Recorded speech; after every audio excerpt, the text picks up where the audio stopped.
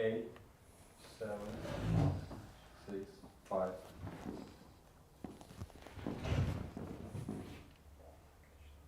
Good evening, it's July 19th, 2023. I'm Sergeant Sarah Ashton-Cirillo with the Armed Forces of Ukraine, and you're watching Ukraine in the Know, direct from the Territorial Defense Forces media studios in Kyiv.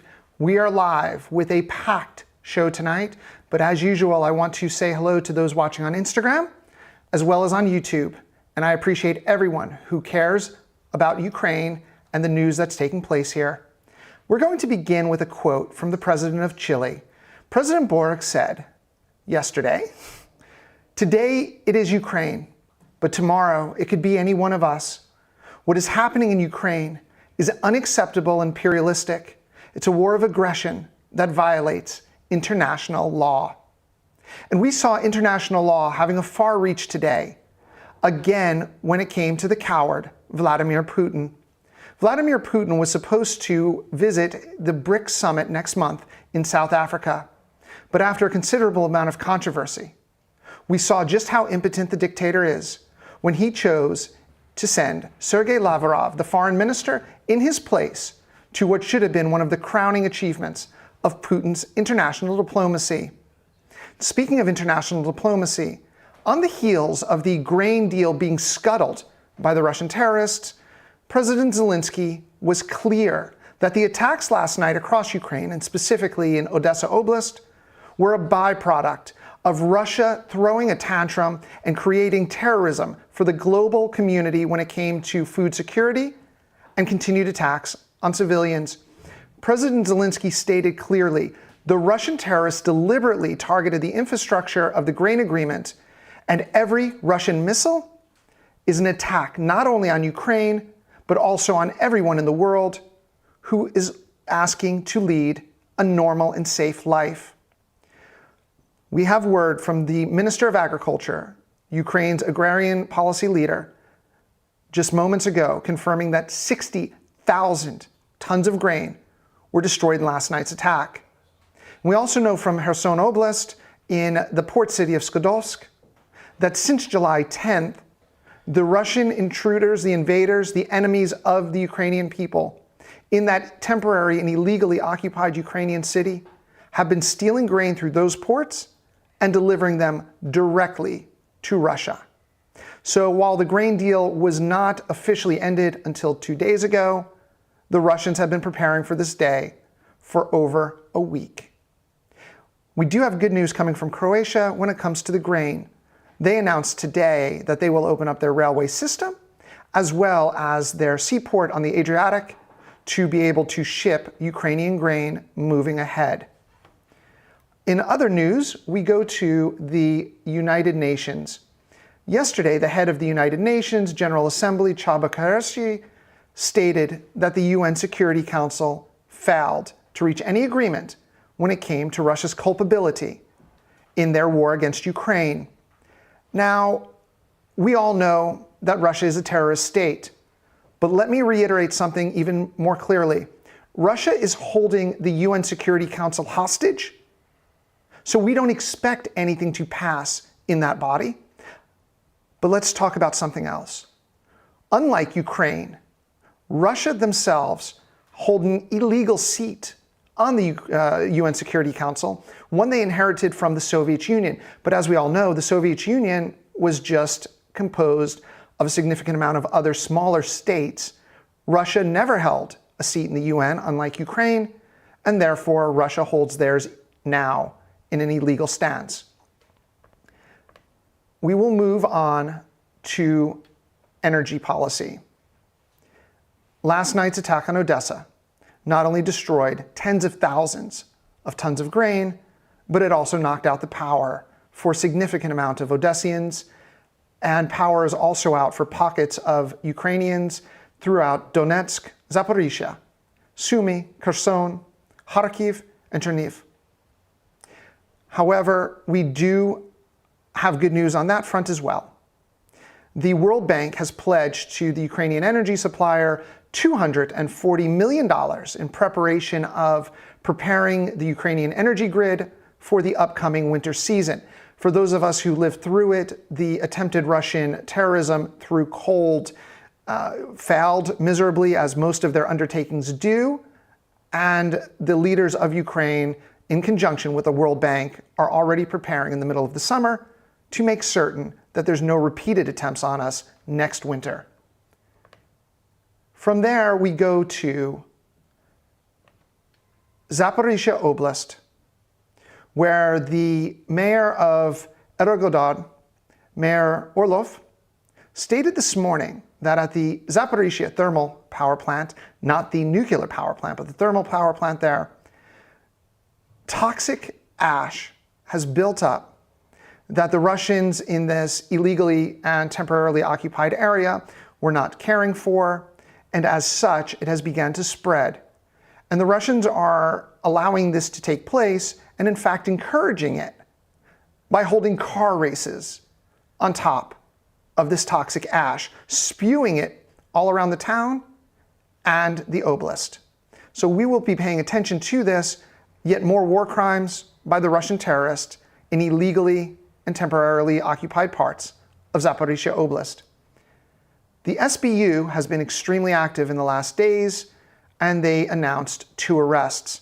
One in Mykolaiv Oblast, where a female, we will call her suspect, a female suspect was arrested for passing on information regarding HIMARS and other Western weapons to a Russian liaison. She is now facing 12 years in prison.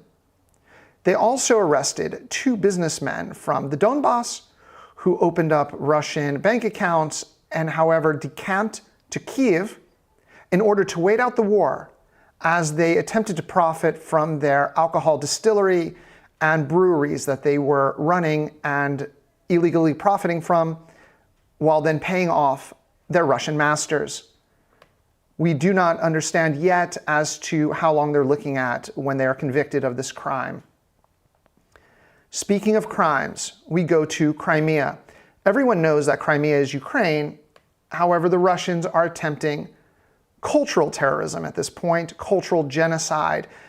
The Russian invaders, along with collaborators in temporarily and illegally occupied Crimea, have begun to create an archaeological dig looking into the Greek city of Chersonissos, where they will be claiming that that is Russian heritage in an attempt to wipe out Tatarian claims as well as Ukrainian claims. But again, the world sees through their lies and their tricks, whether it is genocide as in the Holodomor, whether it is cultural genocide, or whether it is the ongoing genocide of the Ukrainian people during this full-scale invasion. Russia will not escape justice. They can hide in their bunkers like Vladimir Putin's doing, but they will never escape justice, and they will never be able to take part in the international community again. The international community has stepped up for Ukraine in a vast majority of ways. Lithuania announced yesterday that they were putting together a demining coalition to help prepare the agricultural fields for the civilian populace moving forward. They will do whatever it takes, they said at the Ramstein meetings, to make certain that the fields and streets of Ukraine are cleared of unexploded ordnance and mines that have been left behind by the Russian invaders and through the Russian use of cluster munitions and other acts of terrorism. An American volunteer who has been very busy in the mining front, demining front, said to me once, "This is not a war of artillery, Sarah. It's a war of mines." And having seen friends injured and having seen the destruction that the Russian ordnances and mines do, I tend to agree with that statement. The world has to understand that we are now the most mined country on the planet, and Russia is still dropping more of them every day, not just on land, but in the sea as well. We have word from the Ministry of Defense, from Deputy Defense Minister Hannah Maller. Deputy Defense Minister Maller, along with the Ministry of Social Justice and NGOs in Poltava Oblast, have signed a memorandum which will provide for soldiers, both currently serving and demobilized, to receive help psychologically, for PTSD, for reintegration into society, jobs, etc., in their home oblast, because as Deputy Minister Maller stated, no place is like home when it comes to getting the services the soldiers need. There's already programs such as this with the Defense Ministry in Lviv Oblast. And finally, we go to the front lines, where the Joint Chiefs of Staff, General Mark Milley from the United States, stated that 63,000 Ukrainian heroes have been trained internationally for the counteroffensive. This makes up 17 brigades. He also stated that 15,000 of them were trained by the United States and that training is ongoing. Our civilian leaders and our commanders have both told the international world that we have not yet begun the true counteroffensive. And we think that General Milley's words will help drive that point home. Yet again, let me repeat, 17 brigades, 63,000 troops, 15,000 trained solely in the United States, and more being trained every day. On the border, Sumy was yet again attacked by the Russian terrorist with injuries to civilians there, and Kharkiv too came under attack by the S-300 missiles from the Russians. And as the governor of Kharkiv stated, it had been quiet for 3 weeks, but over the last days, the Russians are trying to show the people of Kharkiv that they can't go back to a normal life. However, that's too late. Kharkiv is a frontline city, and Kharkiv is unbreakable, as we have seen now through over 500 days of being on the Russian border. Looking past the ongoing battles and to victory, Hyundai E&C from Korea has announced an agreement to rebuild the runways and the terminals at Boryspil Airport, just outside of Kyiv. They will prepare as soon as victory is declared to come in and start the rebuilding process, thereby opening up Ukraine to the many investors and visitors that are sure to be coming into the country. And a note for those watching, for those who have friends in Ukraine and Poland, a medical assistance group called TeleHealth Ukraine has opened up for women in both of those countries that you can get free online consultations for any females looking for psychological support, pediatrics, obstetrics, neurology, dermatology, and cardiology.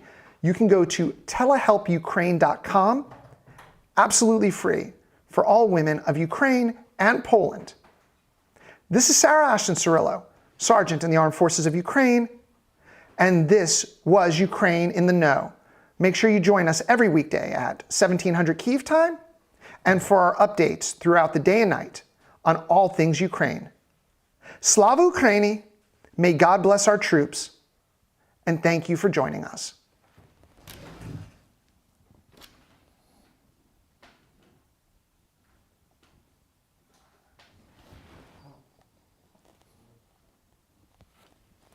How was it?